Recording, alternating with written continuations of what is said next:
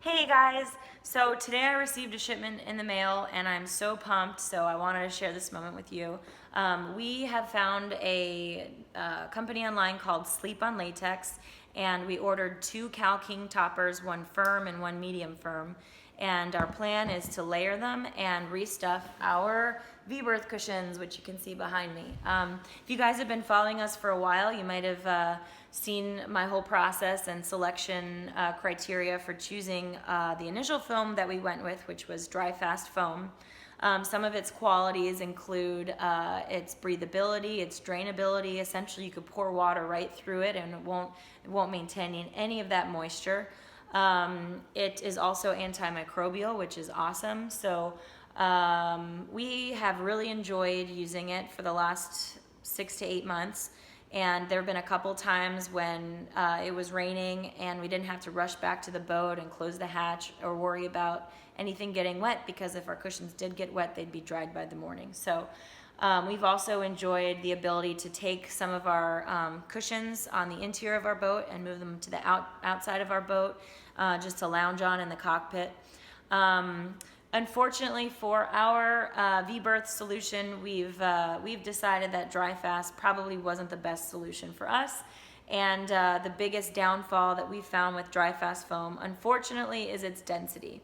So density is a measure of how much mass is in a cubic foot of a standard piece of foam.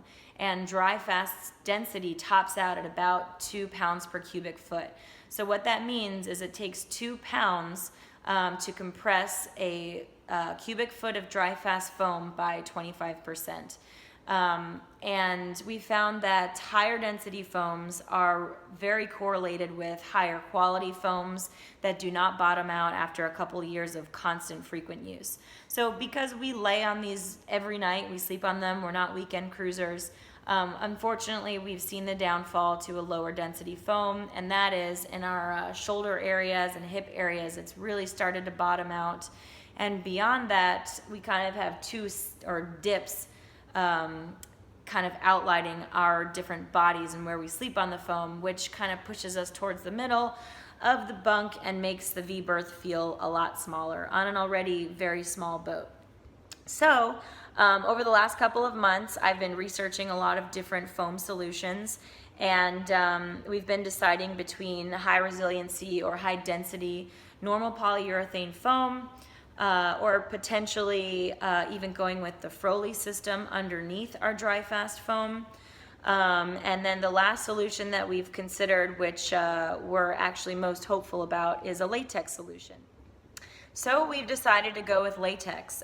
Its density is amazing. A lot of pieces of latex are 5 pounds per cubic foot and up. And it's supposed to be very, very comfortable. I've received a bunch of samples in the mail and have just squished the crap out of a lot of pieces of foam. And latex, either Dunlop or Talalay, in my experience, are both super, super comfortable. So I have right here in front of me my Cal King toppers, and I am going to open this bad boy up.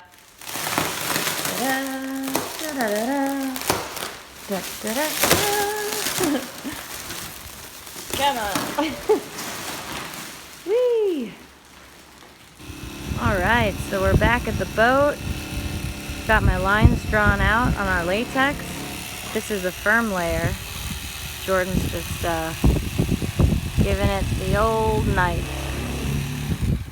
Just using a regular kitchen knife like we did with our Dryfast foam. Here we go. Hey guys, alright, welcome back to the V-berth, and I'm sitting on our brand new latex stuffed cushions, and they're so comfortable. The fit is similar to the Dryfast, although it's a little bit more loose, which I actually kind of like because the latex does have a really nice bounce to it. So because we went with Marine Sombrella, it's kind of nice that they're loose because it increases the elasticity of that cushion system and allows us to really feel that sinking in feeling that you kind of want in a bed. I didn't mention in my first video that memory foam was an option, mostly because we actually started out with the memory foam system, and it trapped all the heat and all the nasty bacteria that ended up on the boat when we bought it.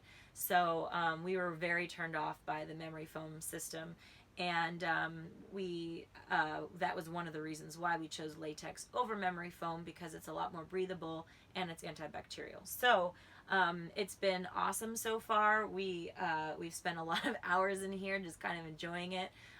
So it feels a lot like kind of a privilege to come home rather than a sacrifice to sleep on a slab of foam.